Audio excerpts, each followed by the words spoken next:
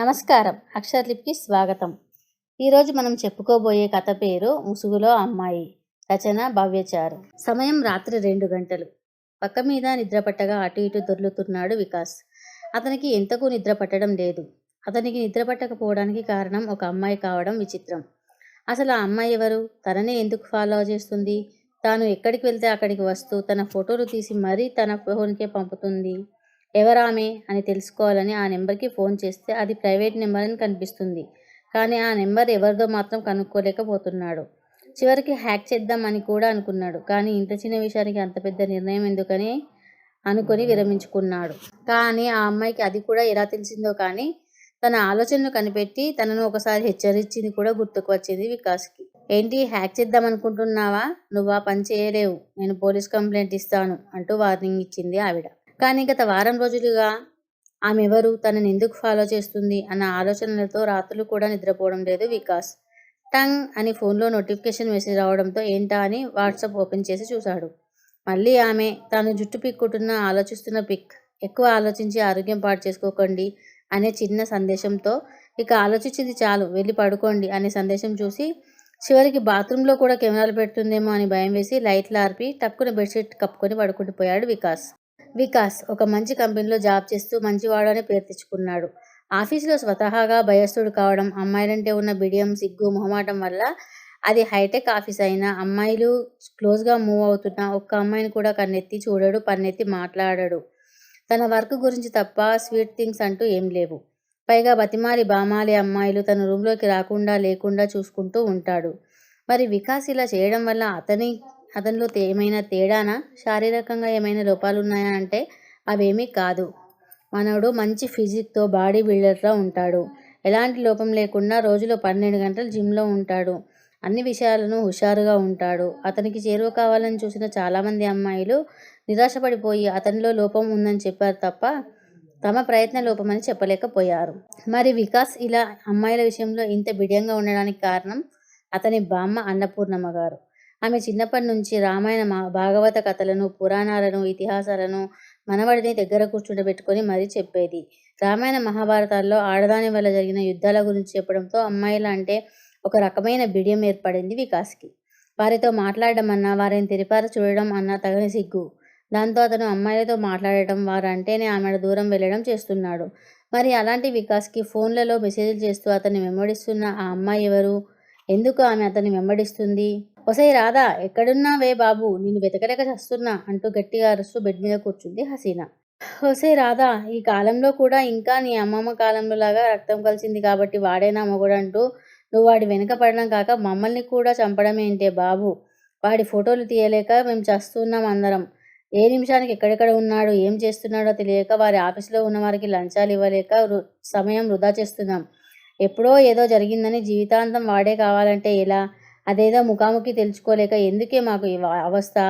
ఏ నిమిషానికి నీ మనసు ఎలా మారుతుందో అని నీకు సహాయం చేయాలని ఉన్నా నీ విపరీత ధోరణి అర్థం కాక ఏదో స్నేహితురాలివని, ఎప్పుడు ఏ అవసరం వచ్చినా నేను కనిపెట్టుకుంటామని, నిన్ను నీ స్నేహాన్ని వదులుకోవడానికి మనసు రాక నీకు మా సహకారాన్ని అందిస్తున్నాం. కానీ ఈ విషయం అతనికి తెలిసిందనుకో అని అంటున్న తన నోటిని మూసేసింది అప్పుడే బాత్రూంలోంచి చీర చుట్టుకుని వచ్చిన రాధ. తడిచిన ఆమె శరీరాన్ని, దాని మీద ఉన్న మంచినీటి బిందువులని చూస్తూ, అబ్బా ఎంత అందంగా ఉన్నావే, నేనే మగాడైతేనా నిన్నెత్తికెళ్ళి మరీ పెళ్లి చేసుకునేదాన్ని.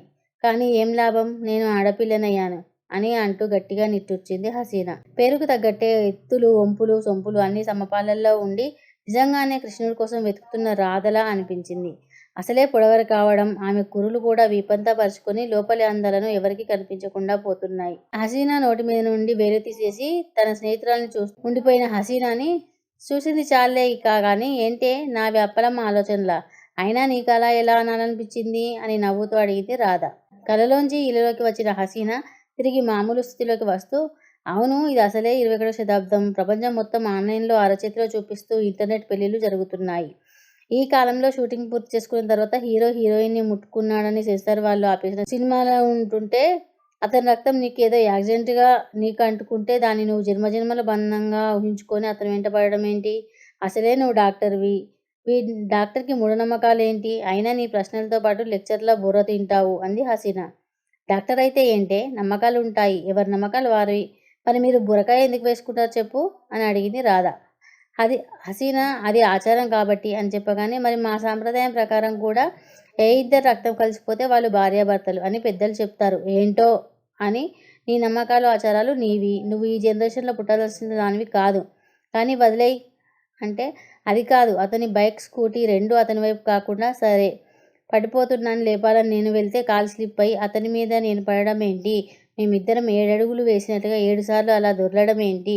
మా చేతులు కాళ్ళు కొట్టుకుపోయి రక్తం కలవడం ఏంటి? అని అంటున్న స్నేహితురాలిని పిచ్చిదానిలా చూసి, ఒసేయ్, అలా అయితే యాక్సిడెంట్ అయినప్పుడు ఒకరికి ఇంకొకరికి అంటుతుంది.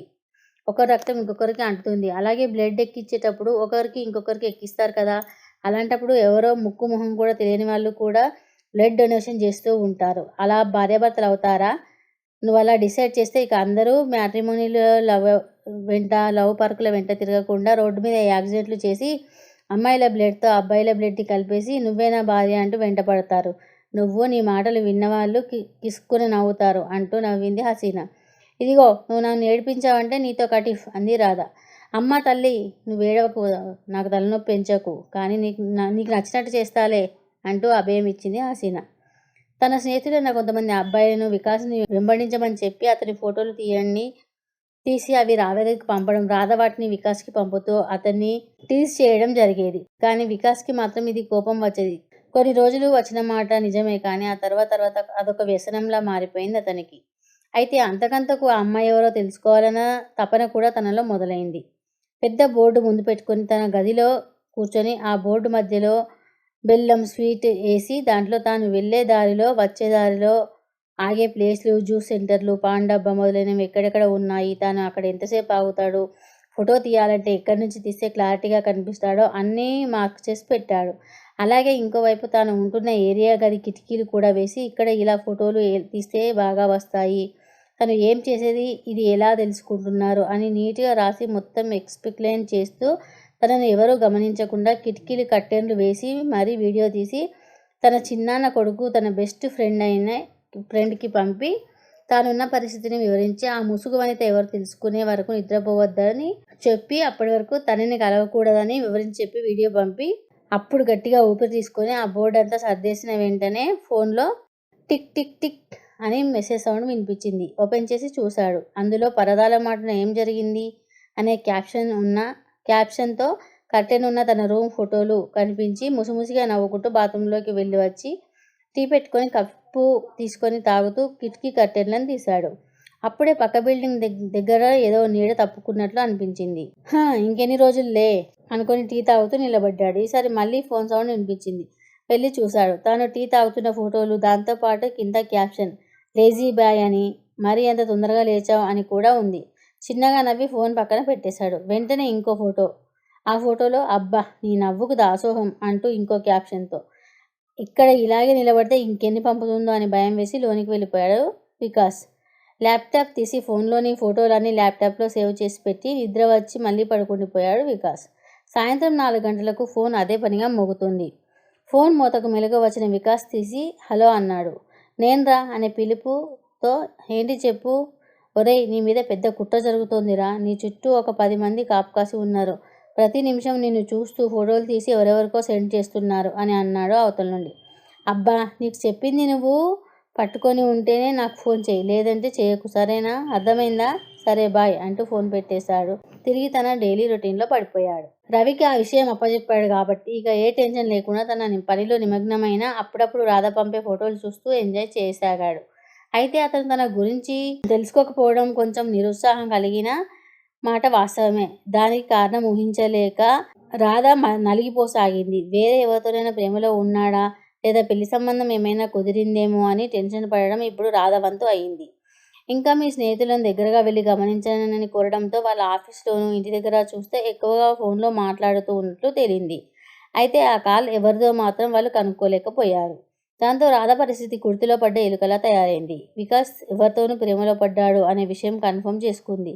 తాను ఇన్ని రోజులు చేసుకున్న ప్లాన్ అంతా బెడిసికొట్టడంతో ఏం చేయాలో అర్థం కాక తలపట్టుకొని కూర్చుంది రాధ. రాధ అవస్థ చూసిన హసీనా నవ్వుతూ, బాగా అయిందే నీకు, నీ తొక్కలో లాజిక్లు కనిపించకుండా ఉండడాలు ఇలా ఎవరైనా చేస్తారా? కనిపిస్తూ ఈ రోజుల్లో అన్నీ ఇచ్చేస్తున్నా కూడా పెళ్లికి ముందే శరీరాన్ని అర్పిస్తున్న అబ్బాయిలు అమ్మాయిలను మోసం చేస్తున్న ఈ రోజుల్లో ఎవరో తెలియదు నిన్ను అతను పట్టించుకుంటాడు, నిన్ను వెతుకుతాడు అని ఎలా అనుకున్నావు? నువ్వేమైనా పెద్ద అందగత్తెవా? అలా అతన్ని పరీక్షించడానికి నువ్వేమైనా యువరానివా? ఇన్ని రోజులు తిడితే ఏడుస్తావు అని నిన్ను ఏమనకుండా ఊరుకున్నా, కానీ మూర్ఖత్వంతో అతన్ని దూరం చేసుకుంటూ ఉంటే చూస్తూ ఊరుకోలేకపోతున్నా. ఇదిగో ఇప్పుడే చెప్తున్నా, ఈరోజే చివరిగా అతని ఫోటోలు తీసి ఎక్కడెక్కడున్నాడో చెప్తాను. నువ్వు వెళ్ళి ఇన్నాళ్ళు ఫోటోలు తీసింది నేనే అని, నేను నిన్ను ప్రేమిస్తున్నానని అతనికి చెప్పు అని అంది హసీనా. ఆ అవసరం లేదులేండి, నేనే నా యువరాణిని వెతుక్కుంటూ వచ్చాను అనే గొంతు వినబడింది ఇద్దరికి. ఆ మాటలు వినిపించిన వైపు చూశారు ఇద్దరు. అక్కడ నవ్వుతూ నిలబడి ఉన్నాడు వికాస్. ఆశ్చర్యపోయారు. రాధను హసీనాని మార్చి మార్చి చూస్తూ, అవును ఇందులో అంటే మీ ఇద్దరిలో ఎవరు అన్నాడు చిలిపిగా కన్నుగీడుతూ. దాంతో తత్తరపడిన ఇద్దరు ఎక్కడ వచ్చి కౌలించుకుంటాడో అని భయపడిన హసీనా, భలేవారే, మీరు కృష్ణుని కోసం ఎదురుచూసే చకోర పక్షి ఎవరో మీరా మాత్రం కనిపెట్టలేరా ఏమిటి అని అంటూనే, ఇక్కడే ఉంటే ఇద్దరు కావాలంటాడేమోనే రాధ అంటూ అతని తప్పించుకొని తన బ్యాగ్ తీసుకుని బయటకు పరిగెత్తింది హసీనా. అవును అవును రాధాకృష్ణులు ఎప్పటికీ కలవరు కదా, మరి మనం కలవడం అవసరమా అని ప్రశ్నిస్తున్న వికాస్ని కోపంగా చూస్తూ, ఆ మాట అంటే చంపుతా, ఈ రాధ నీదే ఈ జన్మకి అని అంటూ వెళ్ళి అతని గట్టిగా కౌగిలించుకుంది. అయితే నా ముసుగు రాధవి నువ్వే అన్నమాట అంటూ తన కౌగిల్లో ఆమెను బిగించాడు వికాస్. ఈ కథ కనుక మీకు నచ్చినట్లయితే లైక్ చేయండి, షేర్ చేయండి, అలాగే మా ఛానల్ సబ్స్క్రైబ్ చేసి పక్కనే ఉన్న బెల్ గంటని యాక్టివేట్ చేయడం అస్సలు మర్చిపోవద్దు. ధన్యవాదాలు.